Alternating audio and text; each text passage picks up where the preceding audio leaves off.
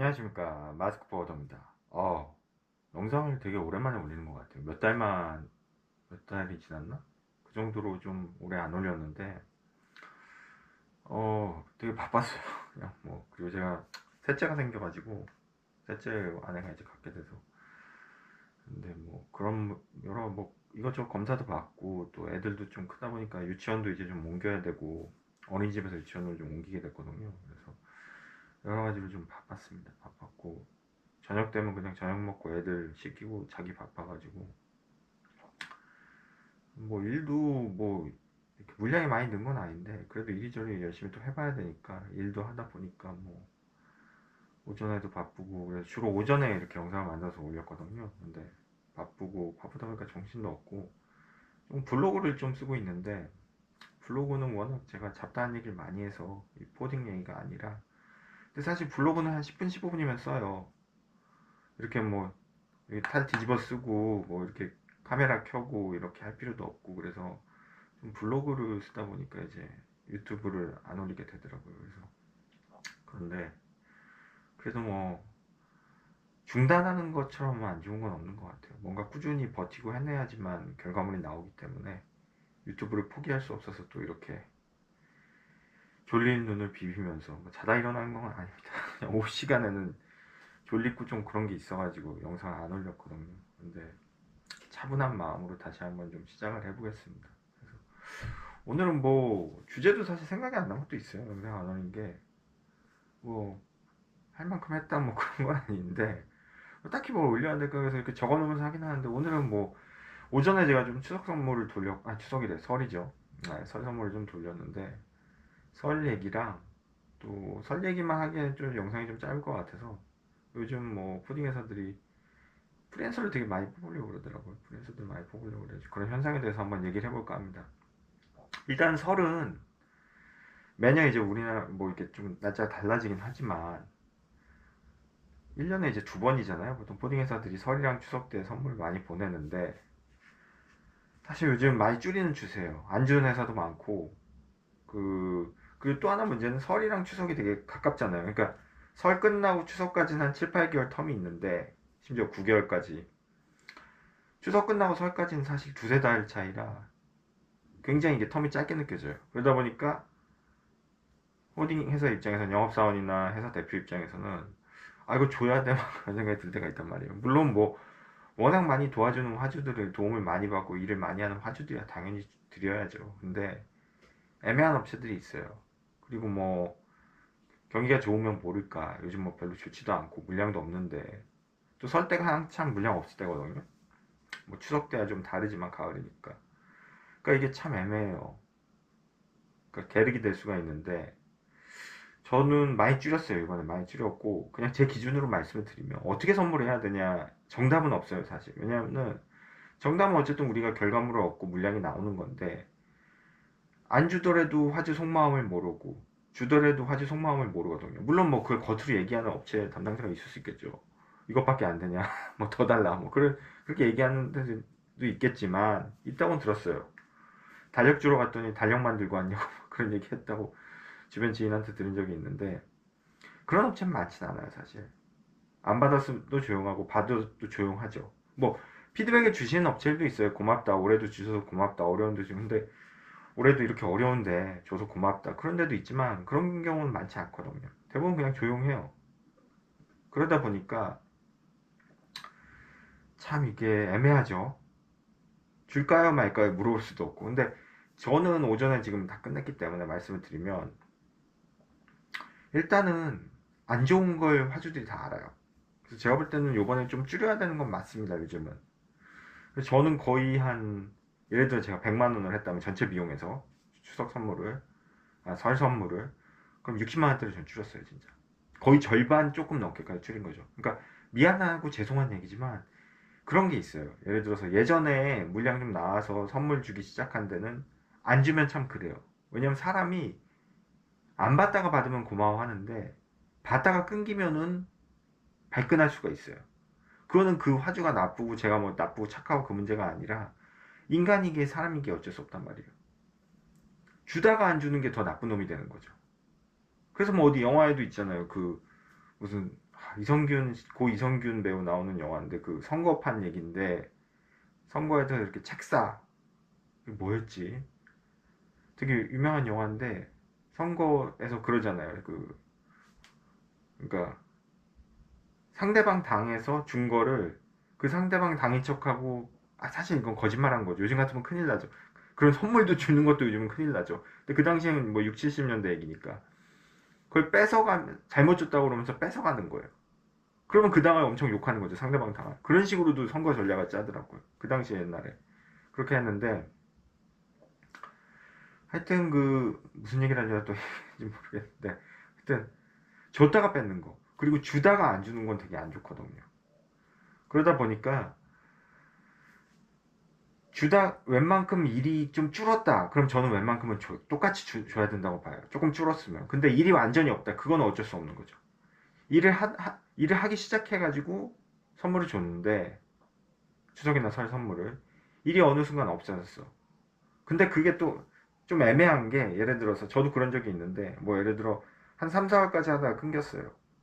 그럼 추석이랑 한 6개월 텀이 있잖아요. 그러면 그 경우는 뭐 끊어도 된다고 봐요. 근데 너무 추석이랑 그 연휴 죄송합니다. 애가 울어서 둘째는 이제 3월부터 유치원을 가가지고 어린이집을 가가지고 아직은 집에 있어요. 그래서 여긴 안 나가도 집에 있을 때는 제가 보기도 하는데 이런 부분이 참 애키우기 힘듭니다. 일하고 뭐 등원시키고 하고시키고 여하튼 아까 하던 얘기 계속하면은 그러니까 제가 드리고 싶은 말씀은 그거예요. 저도 그렇게 했지만 물량이 없어. 근데 바로 한 몇 달 후에 추석이에요. 그렇다고 바로 선물을 끊으면 누가 봐도 이건 좀 그렇잖아요. 물량 안 주니까 선물 바로 안 줘. 그렇게 느끼지 않도록 화주가 최대한 노력을 해야 된다는 거죠, 최소한. 그러니까 그때 추석까지는 두고 뭐 설까지도 줄 여력이 된다면 전 괜찮다고 봐요. 그러니까 거의 1년을 기다리는 거죠. 물량이 없어도 선물은 주고 화주한테 드리고. 근데 그런데도 물량이 없다. 그때는 자연스럽게 끊는 거죠. 그러니까 너무 물량 없어? 다음 면접 때 선물 안 줘. 이건 너무 인간미가 없다는 거죠. 그리고 우리 명분도 없어지고. 그러니까 한 1년 정도는 그래도 여력이 되신다면 회사에서 허락하거나 그럼 줄 수 있죠. 그동안 도와줬으니까. 근데 1년 지나도 그러니까 설 추석 다 지나고 4개월 다 지났는데 또 물량이 안 나와. 그럼 그 다음 명절 때는 죄송하지만 안 줘도 되지 않나 싶어요. 저도 그렇게 했고요. 그리고 뭐 빅화주들이나 아니면 정말 많이 도움 주신 데는 그대로 가야죠. 그대로 가고 이런 식으로 물량이 끊기는 어쩔 수 없이 선물 리스트에서 정리를 해야 됩니다. 해야 되고 그리고 이제 더 어려운 건데 애매한데 한 뭐 100불, 200불? 얼마를 표현해야 될까? 애매하다는 게. 그거는 참 영업사원마다 다른데 왜냐면 실적이 늘수록 사이즈가 화주들이 좀 더 늘수록 뭐 건수나 실적이 늘수록 솔직히 100불, 200불 도와주는데 선물은 안 주죠. 저도 안 드리거든요. 그런 데는. 그런 데는 이제 그렇게 하죠. 1년에 한 번이니 생일 정도는 챙겨 드리는 곳 있어요. 생일 선물 뭐 케이크 2, 3만 원짜리 드린다거나. 근데 그 기준은 본인이 정하는 거죠. 근데 뭐 보통 자기가 한 10,000불 한다. 1,000만 원 한다. 그러면은 저는 50만 원까지는 그래도 한 달에 레귤러하게 도와주는 화주들 그런 데는 줘도 된다고 봐요. 근데 자기가 2천만 원, 3천만 원 이상 한다. 그런 데는 조금 업을 해야죠. 선물을 드려야 돼요. 왜냐면 그렇게 실적이 2천, 3천 하는데 50만 원, 30만 원짜리 이런 화주까지 주면 너무 많잖아요. 아니 뭐 본인이 주고 싶으면 여력이 되면 되는 건데 지금 제가 하는 얘기는 그게 아니기 때문에 자원은 한정돼 있고 줄이는 상황에 대해서 지금 얘기를 하고 있잖아요. 그러니까 그런 것도 하나의 방법이에요. 예를 들어가지고 신규 화주들이 생겨. 너무나 기쁜 일이죠. 좋은 일이죠. 그분들한테 미안하지만 이제 선물 안 줘요. 왜냐하면 늘릴수록 안 되니까. 정말 뭐 한 달에 3, 400 이상 밀어주지 않는 이상은 늘릴 필요는 없는 것 같아요. 선물 리스트에 새로운 화주들을. 왜냐하면 주기 시작하면 계속 줘야 되기 때문에. 또 하나 이거 제 팁은 물량이 당장은 없어도 투자 목적에서 회사가 좀 크거나 뭔가 좀 물량이 나올 것 같은 데는 드려도 됩니다. 저는 그렇게 하고 있는 데가 있어요. 아니면 마진폭이 크다거나 그런 데는 또 줘야죠. 그래서 정리해서 말하면 일단은 그 물량이 안 나와 끊겼어. 더 이상 밀이 없어. 그러면 바로 끊으면 좀 인간미 없어 보이고 우리 체면도 있으니까 속된 말로 쪽팔리니까 한 계절 사계절 한번 겪고 명절 한두 번은 텀을 둔 다음에 선물을 끊는 게 좋은 것 같고, 빚가주들이야 뭐 그대로 드리면 되는 거고, 그리고 애매한데 그런 데는 본인 실적에 맞춰가지고 좀 정리를 해야 될 것 같아요. 예. 그러니까 자기 실적이 뭐 최소한 2천, 3천 이상 돼가지고 30만 원, 50만 원, 100만 원 이하 화주들이 좀 너무 개수가 많다. 수가 많다. 그러면 좀 정리해야죠. 그런 식으로 해서 조금 저는 줄여가지고 아까 말씀드린 대로 한 60% 정도까지 기존에 지난번 명의사 때는 60% 정도까지 드렸어요. 나머지 화주들도 그런 방법도 있어요. 그러니까 저 선물을 뭐 하냐에 따라 또 다른데 뭐 주로 주변에 물어보면 A급이나 정말 좋은 데는 뭐 한우 드리잖아요. 뭐 10만 원, 20만 원짜리 드리고 그 다음에 이제 스팸도 뭐 호수가 다 있지만 저는 이번에 3호로 통일했거든요. 다 3호로 드리고 그리고 이제 그거보다 조금 아까 말한 애매한 데 있잖아요. 뭐 30만 원, 50만 원짜리 이런 데는 스팸도 요즘 물가가 워낙 비싸서 3호도 한 4만 5천 원 그나마 이제 조금 할인해가지고 저는 한 4만 원 초반대에 샀어요. 근데 이것도 좀 부담스럽다 그러면 잘 찾으면은 좀 노력해서 카카오 이런 선물이라는 게 이런 데 보면 2만 원에서 2만 5천 원 사이대에 참치랑 스팸이 섞여 있는 데가 있어요. 2만 원 초반대 잘 사면 잘 찾아서 그런 것도 방법이 좀 단가를 줄이더라도 성의를 보이고 싶은 데는 그렇게 하셔도 돼요. 어쨌든 그거 받아도 괜찮거든요. 구성품도 괜찮고 참치가 뭐 이러니까 무슨 뭐 동원 참치 선전하는 사람 같은데 참치가 뭐 12, 여섯 12개 들어있고 뭐 스팸 조그만 거 몇 개 들어있고 괜찮아요. 그런 것도 2만 원 초반대 아니면 그냥 2만 원이나 3만 원짜리 뭐 케이크라던가 이런 거 젊은 분들은 꼭 그런 거 안 드려도 되니까 꼭 무슨 뭐 스팸 그런 거 안 좋아할 수도 있거든요. 그러니까 뭐 파리바게트 뭐 케이크라던가 뭐 아이스크림 뭐 베스킨라빈스 유명한 그런 거 있잖아요. 그런 거 드려도 되고 먹는 거 2, 3만 원짜리 그런 것도 나쁘지 않다고 봅니다. 유연성 있게 어쨌든 성의를 표시하는 거니까. 네. 그래서 선물 얘기를 하면서 참 뭐 어쨌든 설날이 우리나라 큰 명절이고 좋은 날들이잖아요. 쉴 수도 있고. 근데 그때 참 포딩 영업한다는 그 이유 하나로 명절 때마다 이런 거 갖고 고민하는 사람들 주변에 너무 많이 봐요. 제 주변에 포딩 영업사원 하시는 분들이나 대표님들. 그리고 대부분 얘기 들어보면 다 줄이려고 하니까 요즘 줄이려고 하고 거기 왜 하냐 뭐 하냐 그런 얘기 들고. 근데 어쩔 수가 없는 게 한두 명한테 개인적으로 주는 거야. 뭐라고 하겠어요, 회사에서. 근데 그런 게 아니잖아요. 영업사원 또 많은 데는 그런 거 수백, 심지어는 천 단위로 깨지는 영업사원도 많은데 그런 데도 있고. 그러니까 당연히 신경 안 쓸 수밖에 없는 거고. 그 화주 입장에서도 뭐 화주사한테 부탁할 얘기는 아니지만 이해를 해주셨으면 좋겠어요. 왜냐하면 뭐 땅 파서 포딩 회사들이 장사하는 건 아니니까. 예. 다 이윤이 있으니까 뭘 드리는 거고 하는 거지. 그러니까 참 이게 서로 기분이 좋아야 되는데 선물을 주는 사람 입장에서도 편치가 않고 받는 사람 입장에서도 편치가 않으면 참 그건 선물이 아니거든요. 그래서 이런 것 때문에 아예 선물 안 하는 회사들도 많으세요. 깔끔하게. 근데 그거는 뭐 각자 회사만의 판단이고 특징이니까 그걸 갖고 뭐라고 할 수 없는 거죠. 그렇게 해서 뭐 회사 영업이 잘 되면 뭐 상관없는 거고요 또. 그래서 제가 줄인 방법을 말씀드렸고요. 이건 정답이 없습니다 진짜. 왜냐하면은 화주들이 절대 그거에 대해서 피드백을 100% 솔직하게 주는 데가 많지가 않아요. 뭐 이럴 수 있겠죠. 뭐 이거밖에 안 줘? 나 니네 안 써. 그럴 수 있어요. 최악의 경우. 근데 그런 경우가 또 생각보다 많지가 않아요. 왜냐면 사람 마음이기 때문에. 얼마 전에도 제가 뭐 유튜브 채널 보시는 그 구독자분을 뵌 적이 있는데 되게 똑똑하고 젊으신 분이더라고요. 근데 그분이 여쭤보셨는데 뭘 여쭤보셨지? 근데 제가 그렇게 말씀드렸어요. 화주들이 생각하는 게 과학적이거나 수학적이지가 않아요. 절대. 1 플러스 1은 2가 되듯이 이렇게 딱딱 들어맞지가 않거든요. 인간이 하는 일이라서 내가 영업을 가든 누가 영업을 가든 그거를 판단하는 기준이 굉장히 주관적이기 때문에 어려운 거거든요, 영업이. 객관적으로 내가 뭐뭐 이렇게 잘했으니까 아웃풋이 나오고 인풋이 이렇게 들어왔으니까 아웃풋이 나오는 게 아닌 게 영업이기 때문에 어떤 변수가 있을 수도 있고 잘 되다가 확 돌아설 수도 있고 또 잘 안 되다가 나한테 올 수도 있어요. 그게 영업이거든요. 왜냐면 인간이 선택하는 거기 때문에. 딱딱딱 틀어맞지가 않거든요. 선택하는 기준이 없어요, 화주들이. 그러니까 그렇다고 화주들이 뭐 잘못해도 바보들이 아니라 똑똑하죠. 근데 아무리 똑똑한 화주 업체라도 포딩에서 선택하는 기준이 절대 과학적이지 않거든요. 굉장히 지극히 주관적이고 우연적이고 정말 어려워요. 예. 그래서 제가 항상 결정은 하늘에서 한다고 그러잖아요. 예. 그래서 영업이 힘든 거고, 영상이 좀 짧을까봐 제가 또 다른 얘기를 아까 초반에 말씀드린 게 뭐 프리랜서 요즘 많이 뽑길래 그 프리랜서 얘기도 좀 하고 이제 오늘 영상을 마치려고 하는데, 또 오랜만에 찍으니까 어렵네요 이게. 요즘 프리랜서를 많이 뽑아요. 많이 뽑고 주변에서도 뭐 프리랜서 없냐 소개시켜달라 이런 것도 많이 듣는데, 결론은 하나입니다. 코딩 회사도 어렵다는 거예요. 예전처럼 뭐 이렇게 장사가 잘 되고 그래서 정규직 뽑아가지고 회사에서 키우고 뭐 이렇게 뭐 키워가지고 가르치고 뭐 그렇게 해서는 돈이 안 되는 거죠. 그렇게 하면 손해만 나는 거예요. 그러니까 코딩 회사들이 딱 즉각 써먹을 수 있는 전력, 베테랑들을 원하는 거죠. 프리랜서야 자기 짐 들고 와가지고 바로 실적 나오잖아요. 그러니까 회사에서 뽑으려고 하는 거죠. 그리고 굳이 회사에서 돈 들어갈 것도 없잖아요. 어차피 미수도 다 자기 책임지는 거, 자기 사업자 있는 사람들인데. 업무 지원만 해주면 되는 거고. 물량이 많으면 한 명 뽑으면 되는 거고. 그 정도 물량이 많을 정도면 뭐 최소한 2, 3천 이상 하겠다는 거고. 그렇다고 해서 회사에서 리스크가 거의 없죠. 거의 없다고 봐요.